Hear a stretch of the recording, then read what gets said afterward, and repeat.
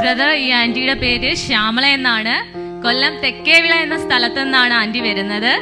തേയ്മാനം മാറിയ ഒരു അത്ഭുത സാക്ഷ്യത്തെ പറയാണ്. ആന്റിക്ക് ശക്തമായ ഏണുവേദന ഉണ്ടായിരുന്നു. ഡോക്ടറെ കാണിച്ചപ്പോ പറഞ്ഞത് അത് തേയ്മാനമാണെന്നാണ്.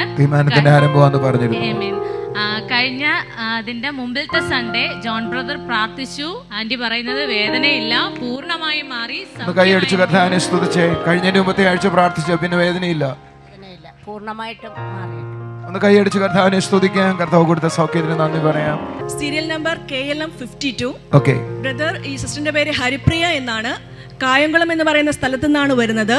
തന്റെ മകന് ദൈവം കൊടുത്ത ഒരു ജോലിയുടെ ക്രമീകരണത്തെ പറ്റി, ദൈവം നൽകിയ ഒരു അത്ഭുത വിടുതലിനെ പറ്റിയും പറയാനായിട്ടാണ് സിസ്റ്റർ നമ്മോടൊപ്പം ആയിരിക്കുന്നത്. മോൻ എന്നെ എനിക്ക് സാധാരണ എനിക്ക് വാട്സപ്പ് അയക്കും. എനിക്ക് ഭയങ്കര ഇഷ്ടമാണ് മോനെ. അതിന്റെ കാരണം അമ്മയും സഭയും ഒക്കെ സ്നേഹിക്കുന്ന ചെറുപ്പക്കാർ, പിള്ളേരിൽ ഭയങ്കരമായിട്ട് സന്തോഷം തോന്നുന്നൊരു ചെറുപ്പക്കാരൻ. കഥ മൊത്തം എഴുതിയിട്ടുണ്ടോ? ഒന്ന് വായിച്ച് കേൾക്കട്ടെ.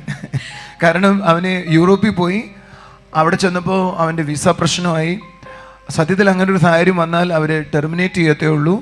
ആ ടെർമിനേറ്റ് ചെയ്യാൻ പറ്റാതെ വണ്ണം അവർ രഹസ്യത്തിൽ വേറെ രാജ്യത്തേക്ക് ചാടാൻ ശ്രമിച്ചു. അപ്പോൾ ഞാൻ പറഞ്ഞു, ചാടേണ്ട കാര്യമില്ല, ദൈവം വഴികളെ തുറക്കും. അവരെ വിശ്വാസത്തോടെ നിന്നു. മോൾ എന്താ എഴുതിയിരിക്കുന്നത് വായിച്ചേ. മകന്റെ പേര് രാഹുൽ എന്നാണ്. ഭയങ്കര കാര്യമാണ് കേട്ടോ. യൂറോപ്പിലാണ്. കഴിഞ്ഞ ഒരു മാസമായിട്ട് വർക്കൊന്നും ഉണ്ടായിരുന്നില്ല. കാരണം വർക്ക് പെർമിറ്റ് കിട്ടിയിട്ടില്ലായിരുന്നു. ഒരു മാസത്തോളം റൂമിൽ തന്നെയായിരുന്നു. തിരിച്ച് നാട്ടിൽ വരേണ്ടുന്ന അവസ്ഥ വരെ എത്തിയിരുന്നു. എന്നാൽ ഇതിൻ്റെ ഒരു റീസൺ എന്ന് പറയുന്നത്, നാട്ടിൽ വന്നു കഴിഞ്ഞാൽ തിരിച്ച് 5 വർഷം കഴിയാതെ അങ്ങോട്ടേക്ക് പ്രവേശിക്കാൻ സാധിക്കില്ല. എന്നാൽ ആ മകൻ ജോൺ ബ്രദറിനെ വിളിച്ച് പ്രാർത്ഥിച്ചു. ബ്രദർ പറഞ്ഞു, മോനെ നിനക്ക് വേണ്ടി ദൈവം ഇന്നൊരു അത്ഭുതം ചെയ്യുമെന്ന് പറഞ്ഞു. കർത്താവ് അത്ഭുതം പ്രവർത്തിച്ചു. തിരിച്ച് പോളണ്ടിൽ LG കമ്പനിയിൽ നല്ലൊരു ജോലിയിൽ ഇപ്പോൾ ആ മകനായിരിക്കുന്നു. കൈയടിച്ച് കർത്താവിനെ സ്തുതിച്ചേ.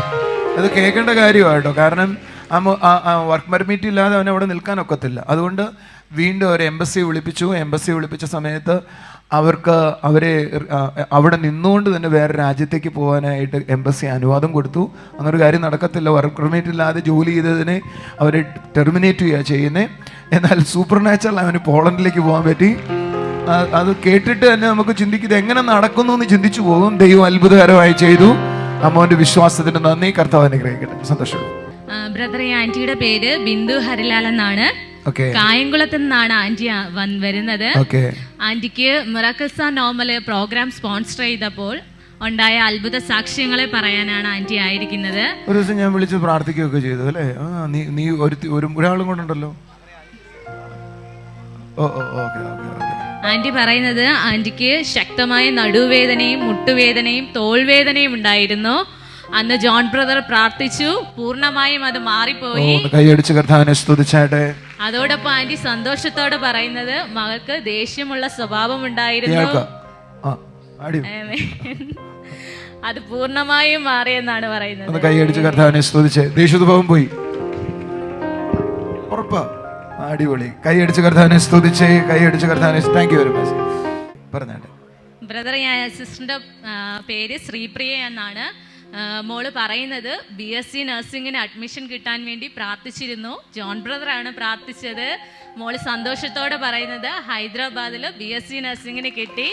അടുത്ത മാസം 2-ാം തീയതി ക്ലാസ് തുടങ്ങുകയാണ്. അവിടെ ഏതെങ്കിലും ചർച്ച മീറ്റിംഗിന് പോകണം കേട്ടോ.